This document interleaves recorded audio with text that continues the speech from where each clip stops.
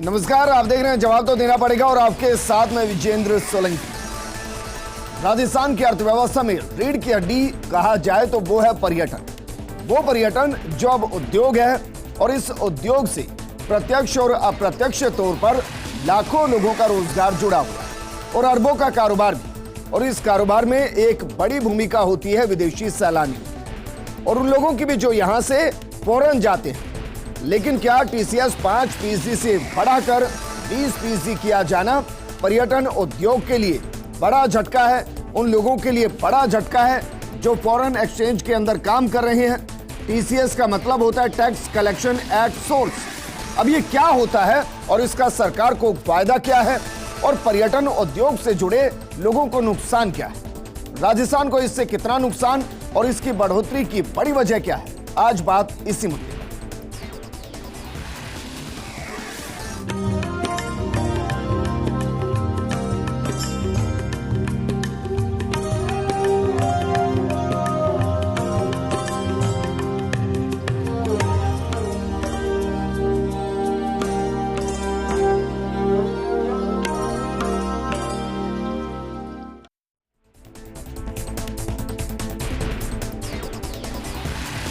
तो क्या वाकई में टीसीएस के बाहर विदेशी यात्रा होगी दुश्वार? इस मुद्दे पर बात करने के लिए बेहद खास पैनल हमारे साथ मौजूद हैं। हमारे साथ मौजूद हैं जितेंद्र कुमार दवे जी एक्सोटिक फॉरेक्स से, हमारे साथ हैं श्वेतांक माहेश्वरी जी रेनबो वैकेशन से डायरेक्टर हैं, हमारे साथ हैं Arvind ji trader foreign exchange से हैं, एक्सोटिक से हैं, और हमारे साथ राजेंद्र मेघवाल जी हैं, कांग्रेस नेता हैं। साथ में हमारे साथ जुड़ गए हैं बीजेपी नेता प्रियव्रत शर्मा जी। प्रियव्रत जी, सबसे पहले आपसे ही सवाल कर लेते हैं सर, जरा बताइए टीसीएस को 5% से बढ़ाकर 20% किया गया है, इसके पीछे की कोई खास वजह तो रही होगी, वो खास वजह क्या है? ये रहा है कि गुड गवर्नेंस और टैक्स के रिजिम में ज्यादा से ज्यादा लोग आए जो खर्चा कर रहे हैं। अब उसमें जो 5% से बढ़ा के 20% बढ़ाया, तो सबसे पहले तो इसमें एक बात समझनी पड़ेगी कि इंडियन टूरिस्ट को इंडस्ट्री को इससे कोई फर्क पड़ने वाला नहीं है। अच्छा। ये किस पे लगा है? जो बाहर जा रहे हैं विदेश में घूमने के लिए, वो इंडियन नहीं है सर। 4 चीजें हैं, वो भारत गणराज्य के पासपोर्ट पर ट्रैवल नहीं करेंगे। नहीं, मैं क्या बोल रहा हूँ सर, इंडियन टूरिस्ट इंडस्ट्री को कोई फर्क नहीं पड़ेगा इससे, क्योंकि बाहर से आने वालों पे कोई टीसीएस नहीं है। इंडिया से बाहर जा रहे हैं घूमने के लिए, केवल अब्रॉड जाने वाले लोगों के लिए, और उसमें भी 4 चीजें हैं। 4 चीजें क्या है कि जो इंडियन टूर ऑपरेटर से कराएगा कोई टिकट अपना और इंडियन रुपीज में कराएगा तो उस पे 20% है। यदि कोई व्यक्ति ऑनलाइन कराते हैं टूर ऑपरेटर से और फॉरेन करेंसी में 7 लाख रुपए तक का अपना क्रेडिट कार्ड से पेमेंट करता है, उस पे कोई टीसीएस नहीं है जी।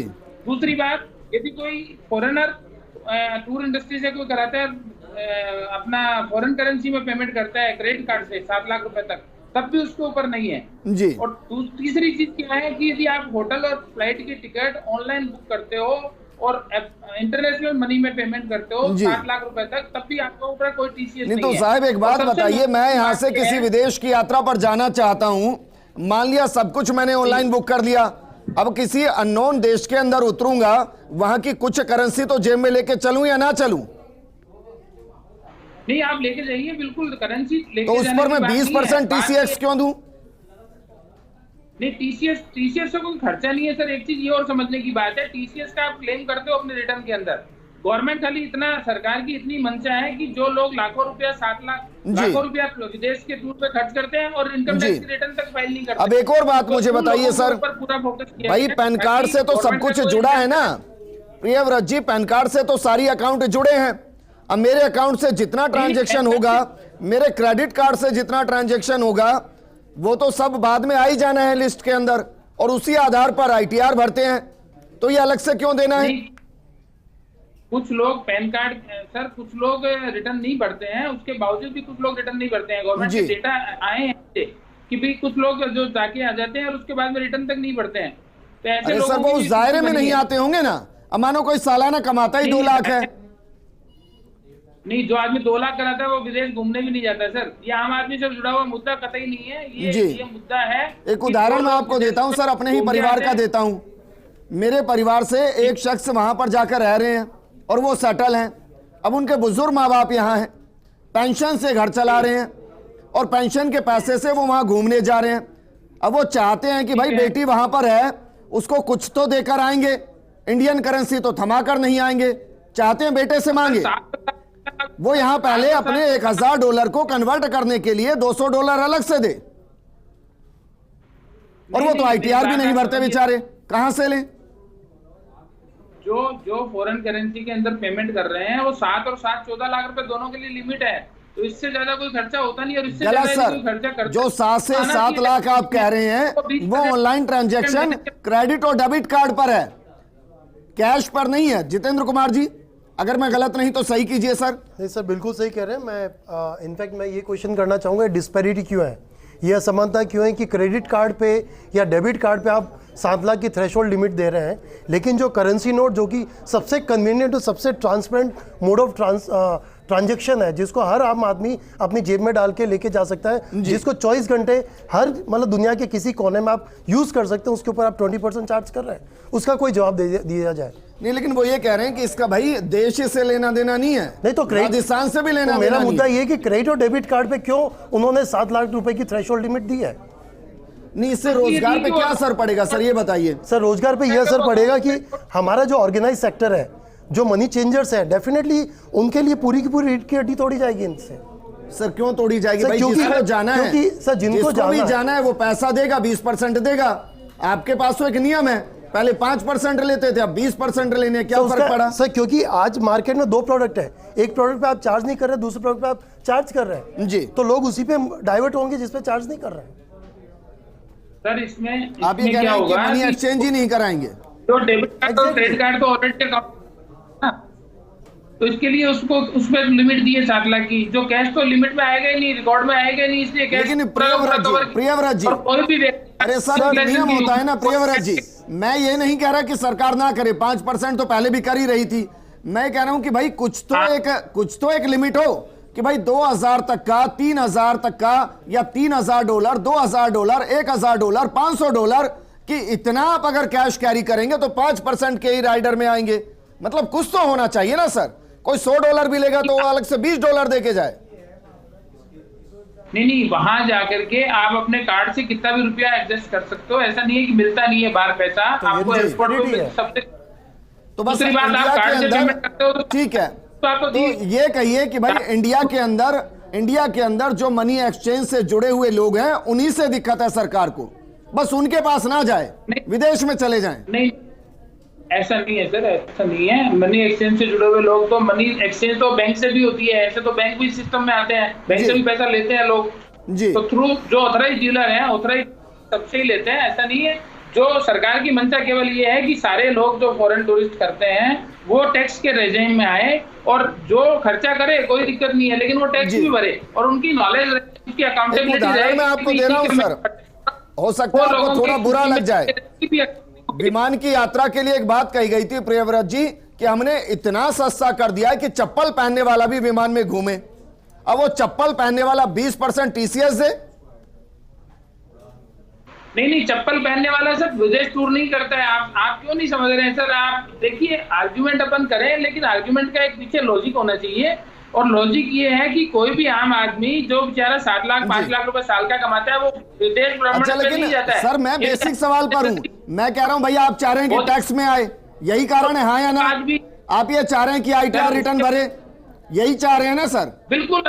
तो ये बताइए, अगर 5% आप काटेंगे, 5% अगर आप काट रहे हैं, तो आप ये कह रहे हैं कि 5% के चक्कर में ITR नहीं भरेगा, वो 20% के लिए भरेगा। सर ये भी प्रॉब्लम क्या है, 5% के चक्कर में ITR नहीं भरेगा, क्योंकि 10 लाख रुपए खर्च कर रहा है, वो बोलता है 50,000 और सही, लेकिन 20% जब TCS कट रहा है, वो कट नहीं रहा है, वो उसको क्लेम कर सकता है, रिटर्न जब बढ़ता है तो रिफंड भी मिलेगा यदि सही रिटर्न। ये एक ऐसा मुद्दा है जो सीधे तौर पर जनता से कनेक्ट नहीं होता, लेकिन घूम फिर कर जनता की जेब पर ही आता है।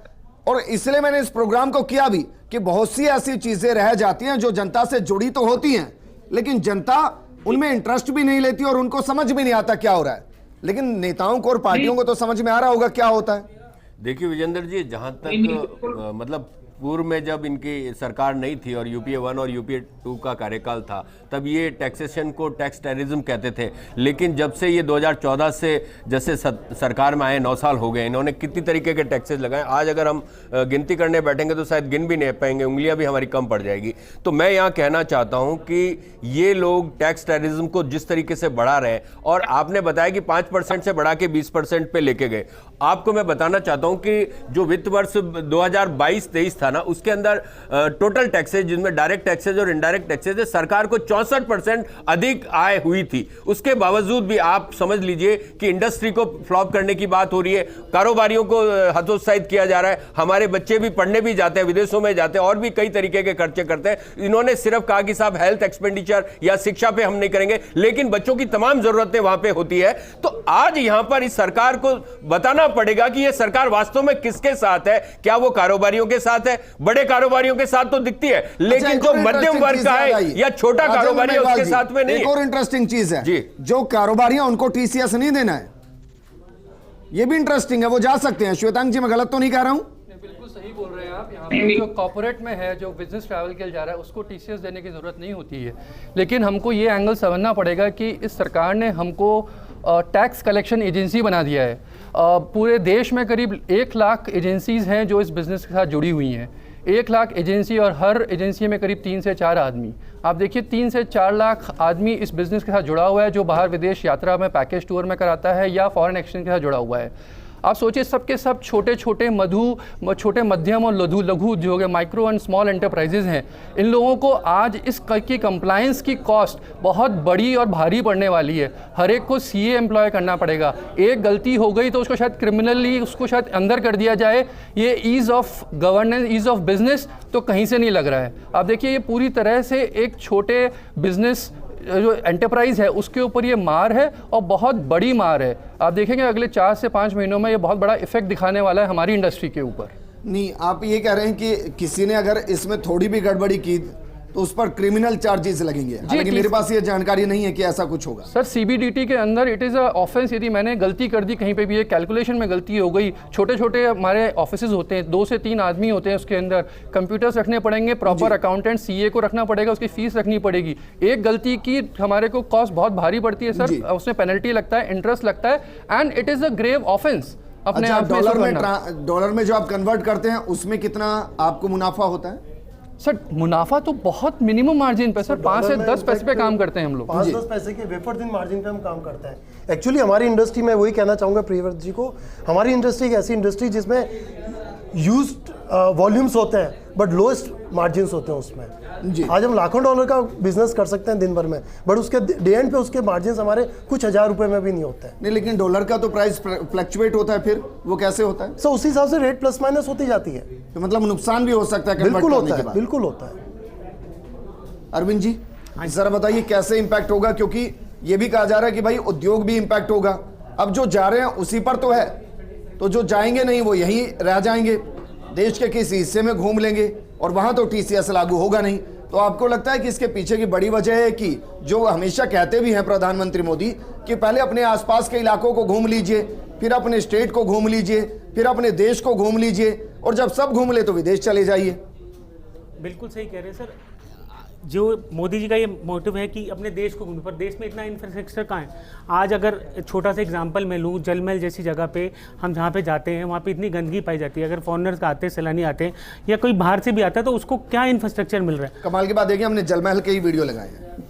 बोलिए सर, बोलिए अपनी बात पूरी। आप जब तक क्वालिटीज़ ऑफ सर्विसेज और जो क्या कहते हैं लोगों को एक जगह देखने लायक जगह नहीं बनेगी, आप किसी चीज़ को प्रोत्साहित नहीं कर सकते हैं। चाहे वो हरिद्वार हो, चाहे ऋषिकेश हो, जगह पर तो बोलने पे हम इतनी घूमने लायक जगह है, पर वहाँ पे जो आसपास की जो गंदगी है और उन चीज़ों को जब तक हम सही नहीं करेंगे तो हम आपस में तो इंडिया में तो घूम नहीं सकते। आदमी को अगर कहीं बाहर घूमने के लिए जाना तो ज़रूरी है वो विदेश जाएगा। और अगर वो TCS देगा, वो TCS अगर देता भी है, जो इंसान अपना इनकम टैक्स पे कर रहा है और इनकम टैक्स पे करने के बाद में उसको क्लेम करेगा 1.5 साल बाद। और अगर सपोजिंग आज अगर आप किसी कंपनी के अंदर कार्यरत हैं, अगर आपको कंपनी इंसेंटिव ट्रिप देती है तो आपको 5-7 बार भी जाना पड़ेगा और वो आप उसको जमा करेंगे। तो अगर आप एक नौकरी पेशा आदमी हैं, आप उसको क्लेम करने के लिए आपको 1.5 साल की वेट करनी पड़ेगी। यानी अगर आपकी जो इनकम आपको एक इंसेंटिव के अलावा जो आपको पर्सनल अपनी जेब से टीसी देना पड़ रहा है वो आपको काफ़ी लेट देना पड़ेगा। तो मैं नहीं मानता कि ये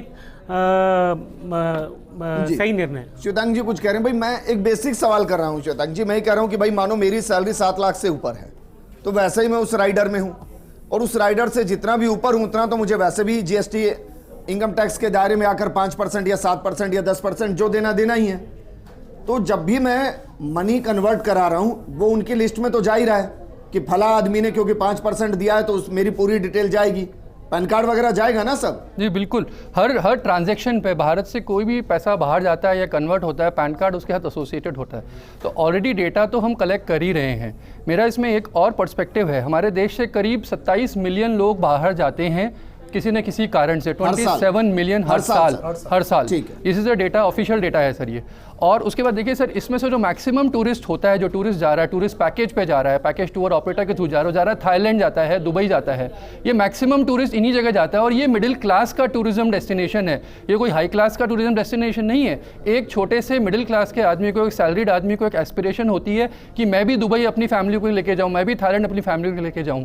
एक 3 से 4 लाख रुपए का एक आदमी का पैकेज बनता है। सर कॉमन मैन के दर्द को आप छोड़िए, आप तो ये बताइए कि इससे जुड़े लोगों जिनका रोजगार जुड़ा हुआ है उन पर क्या इफेक्ट होगा, क्योंकि कॉमन मैन तो आपको ये भी कह देगा भाई आपको क्या समस्या है, मैं दे दूंगा मोदी सरकार को 20%, वो कह सकता है सर, और कह देगा बाद में क्लेम करके वापस भी ले लूंगा मैं। तो जी सर, ये एक परसेप्शन है मेरे हिसाब से कि वो कह देगा और वो क्लेम कर लेगा। सर हमें वो प्रैक्टिकल देखना पड़ेगा। 4 लाख रुपए पे यदि 80,000 रुपये मुझे अपनी जेब से देना है और जो कि मुझको 1.5 साल बाद वापस मिलने का एक वादा है, मेरे को लगता है कि most of the common man इसको नहीं जाएगा। और ये इम्पैक्ट हमारी इंडस्ट्री पे पड़ेगा जब हमारे में से आधे से ज़्यादा लोग इस इंडस्ट्री में बेरोजगार हो जाएंगे, बिकॉज वो लोग वहाँ जा ही नहीं रहे हैं, शायद अपने देश में घूमना चाहते हैं। बहुत अच्छी बात है, अपने देश में घूमिए और हमारा देश बहुत सुंदर है, घूमना भी चाहिए, लेकिन उसकी एस्पिरेशंस को किल हम कर रहे हैं और इससे जुड़ी हुई इंडस्ट्रीज की एस्पिरेशंस को भी किल कर रहे हैं हम। ठीक है राजेंद्र मेघवाल जी, कहीं ऐसा तो नहीं है कि एक आंकड़ा ये भी जुटाया गया हो कि भाई कितने टैक्स पेयर हैं जो बाहर घूमने जाते हैं और कितने नॉन टैक्स पेयर हैं, क्योंकि 20% वाकई में एक बड़ा अमाउंट है। अगर उसको कोई, 2 चीजें हैं, अगर कोई उसको साल के अंत में कहेगा नहीं कि वापस दीजिए तो बाय डिफॉल्ट वो सरकार के पास पहली चीज। तो दूसरा, 1.5 साल तक इतने मोटे अमाउंट को सरकार बिना इंटरेस्ट के, बिना किसी वजह से इस्तेमाल भी कर रही है, उसके बदले में तो कुछ मिल नहीं रहा। सरकार ये तो कह नहीं रही कि भाई 20% मैं दे रहा हूं, क्लेम करेंगे तो 8% ब्याज भी दे दूंगा। देखिए विजेंद्र जी, जहां तक किसी भी फैसले के ऊपर इस सरकार की मंशा पे सवाल इसलिए उठाना जरूरी है क्योंकि मैंने जैसा आपको बताया कि वित्त वर्ष 22-23 के अंदर टैक्सेशन के अंदर 64% की वृद्धि हुई थी। उसके बावजूद भी आपने देखा होगा, चाहे सस्ते क्रूड के बावजूद भी हमारे यहाँ पे पेट्रोल डीजल सस्ता नहीं हो रहा है, और ये तमाम चीजें हैं, इतना सारा।